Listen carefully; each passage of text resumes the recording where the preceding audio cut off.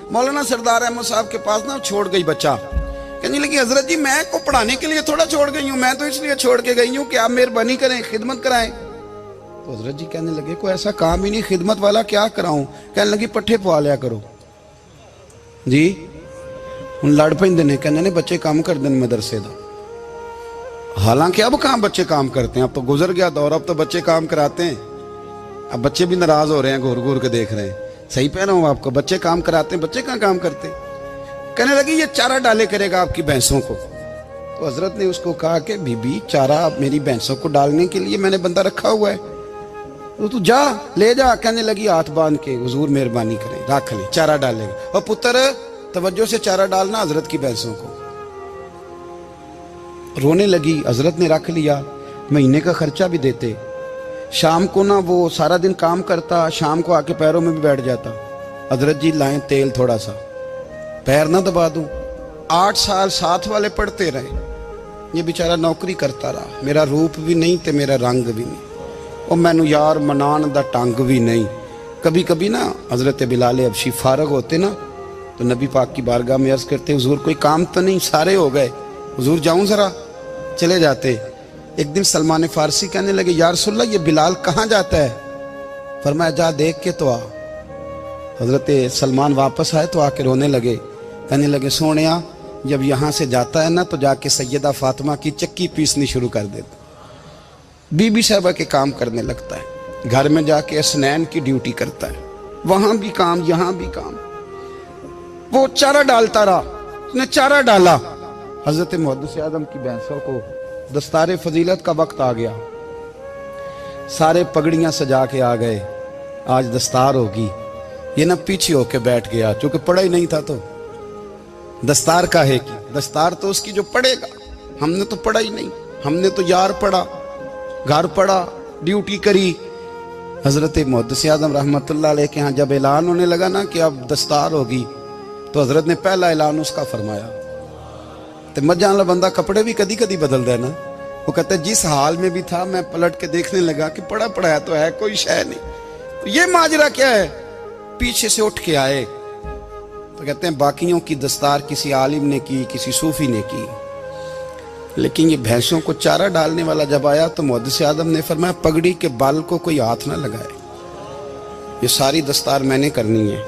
और फरमाते हैं हजरत बाल भी देते जाते थे और आंसू भी बहाते जाते थे, माथा भी चूमते थे, और फरमाते थे दस्तार के बाद चला तो नहीं जाएगा यार, मुझे तो इबादत भी नहीं रह गई, मुझे तो चाबियों को भी नहीं पता कौन सी कहाँ रहती है, जाएगा तो नहीं तू।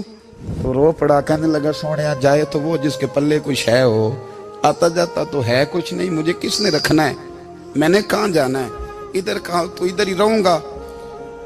वो उस तालिब इल्म के सारे उस्ताद भाई कहते हैं उसने दस्तार कराई, पढ़ा पढ़ाया कुछ नहीं, पर जो मसला अड़ जाता था ना, वो जो अड़ जाता था ना, वो जाके उससे पूछते थे तो किताबें खोलने की जरूरत नहीं पड़ती थी। हजरत बिलाल हबशी कभी सिपा सालार बने थे किसी जंग में, किसी सूबे के गवर्नर बने हो, बोलो तो सही यार। उनका तारुफ क्या था, नबी करीम के गुलाम। हुजूर के ना जो जाती मामलात थे ना, 20 अंसारी नौजवान थे जो हर वक्त नबी पाक के पास खड़े रहते थे कि हुजूर को हुक्म करें। 20 और 34 से लेकर 40 तक गुलाम हर वक्त हुजूर की बारगाह में रहते। हजरत बिलाल हुजूर के जाती मामलात की खिदमत करते थे। कोई ऐसी वो जो तबलीग की या दावत की या जंग की या जिहाद की कोई ड्यूटी नहीं वो करते, जाती खिदमत सरकार की। हजरत उमर फारूक वो शख्स हैं कि जिन्होंने कभी किसी बंदे को खातर में नहीं लाए हो, लेकिन जब हजरत बिलाल आते थे ना तो जनाब उमर उठ के खड़े होते थे, कुर्सी छोड़ते थे और फिर एक नारा लगाते थे, कहते थे या बिलाल अंता सैयदुना, बिलाल तू हमारा सरदार है यार, तू हमारा। यानी इश्क का ज़ौक पूरा करना उन्हें भी आता था। इसलिए मेरा मशवरा है, मेरी राय है, और जो मेरा हुक्म मानने वाले हैं उनके लिए मेरा हुक्म है कि ज़ौक ना कभी भी खराब करना, कभी भी ना ज़ौक ना खराब करना, अपना लुत्फ। मैंने कई दफ़ा, मैं पहली दफ़ा मदीना शरीफ हाजिर हुआ तो एक बाबा जी मेरे आगे आगे थे, तो उनको ना धक्के मार रहा था वो सामने खड़े होते हैं ना, अल्लाह खैर फरमाए, अपनी अपनी ड्यूटियां ना, उनकी भी एक ड्यूटी है ना जी। तो धक्के मार रहा था तो बाबा उसे कह रहा था तेरी खैर होवे पहरेदारा रोजे दी जाली चुम लैन दे। उन्हें फिर धक्का मारिया तो फिर उन्हें कहता तेरी खैर होवे पहरेदारा। मैंने, वो बिल्कुल अनपढ़ बाबा जी थे पर मुझे उन्होंने बहुत बड़ी बात समझा दी, मैंने उनसे बड़ा सीखा, मिंबर पे जिक्र कर रहा हूं। वो तीसरी दफा फिर धक्का मारा, तेरी खैर होवे पहरेदारा रोजे दी जाली। तो बाबा जी बाहर निकल आए तो मैं भी पीछे निकल आया। तो मैंने कहा बाबा जी यहाँ कुछ इन्होंने बांग्लादेशी और हिंदुस्तानी भी रखे हुए हैं पर ये तो अरबी था खालस। उन्होंने कदों ਤੁਹਾਡੀ भी समझ आती सी, ਤੁਸੀਂ पंजाबी ਦਾ शेर सुनाई जा रहे हो। कहते पुत्र मैनू भी पता है उन्होंने नहीं समझ आ रही पर मैं तो अपना रांझा पै राजी करता सा।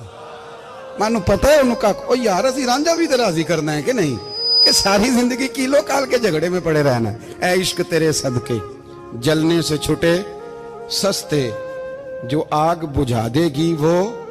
और एक जगह पे आला हजरत कहते हैं जान दे दी वादा दीदार पर, हमने जान दे दी। खाली उसने वादा किया था कि आऊंगा, आया नहीं था पर जान हमने पहले दे दी। तो इसलिए ना ज़ौक शौक प्यार वारफ्तगी मोहब्बत असातिज़ा के लिए, बुजुर्गों के लिए, उलमा के लिए, मशाइख के लिए, बड़ों के लिए ना ज़ौक ना कभी ख़राब होने पाए। अल्लाह आपको सलामत रखे। और कुछ दुआएं मैंने दे दी हैं, कुछ अल्लाह